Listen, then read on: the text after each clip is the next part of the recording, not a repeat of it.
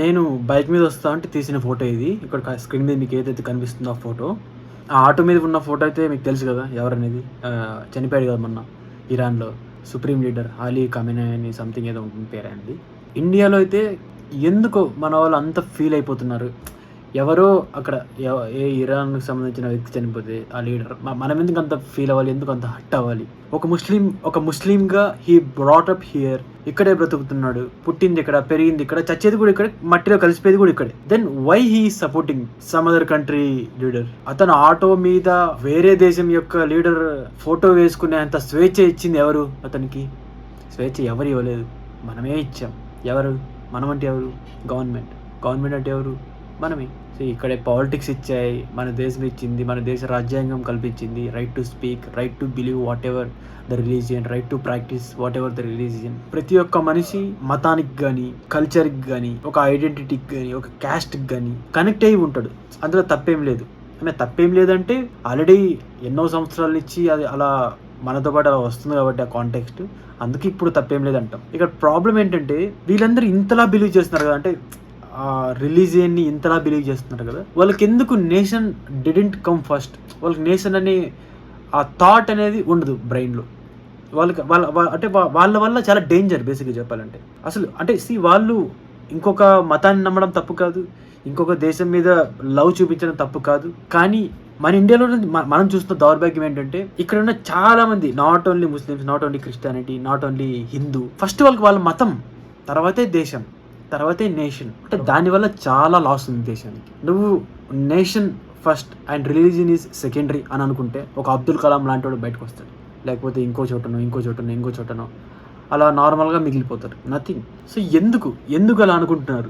రిలీజియనే గొప్పది అని ఫీల్ అయ్యేంతలా ఎవరు వాళ్ళకి ఎంత, అంటే అలాంటి బ్రెయిన్లో అంత ఫీడింగ్ ఎవరు ఇస్తున్నారంటే ఏంటి? మన పొలిటీషియన్స్ ఓట్ల కోసం, వాటి కోసం కదా ఇదంతా. లేకపోతే ఒక దేశంలో న్యాయం చూడాలి, అందరిని సమానంగా చూడాలి, అది చూడాలి, మంచిగా ఉండాలనుకుంటే మనకి ఇంత ఉండేది కాదు.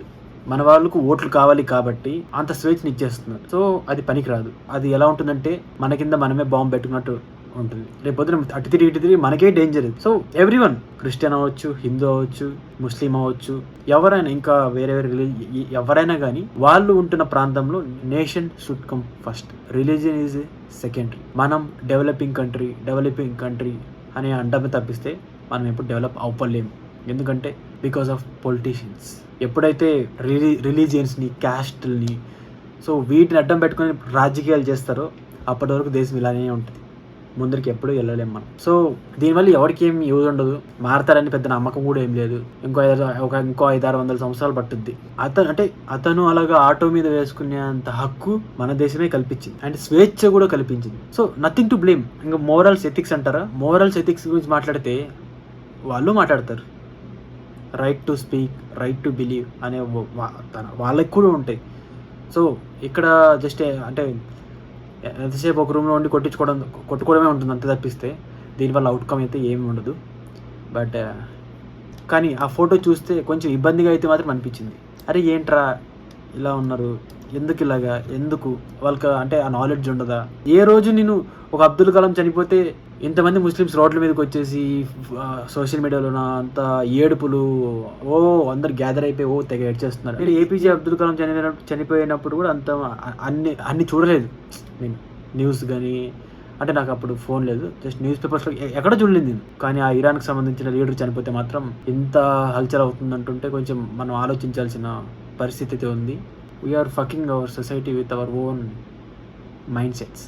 మన డెవలప్మెంట్ని ఆపేది మన రిలీజియనే, నాట్ ఓన్లీ ఇండివిజువల్, మొత్తం దేశం యొక్క డెవలప్మెంట్ని ఆపేది రిలీజియనే. So please come out of it. Politicians ఎలాగో రారు, ఎందుకంటే వాళ్ళ స్వార్థం వాళ్ళకి ఓట్లు కావాలి. మనం మారాల్సిన బాధ్యత మనకే ఉంటుంది, యాజ్ ఏ సిటిజన్స్గా, యాజ్ ఏ హ్యూమన్స్గా.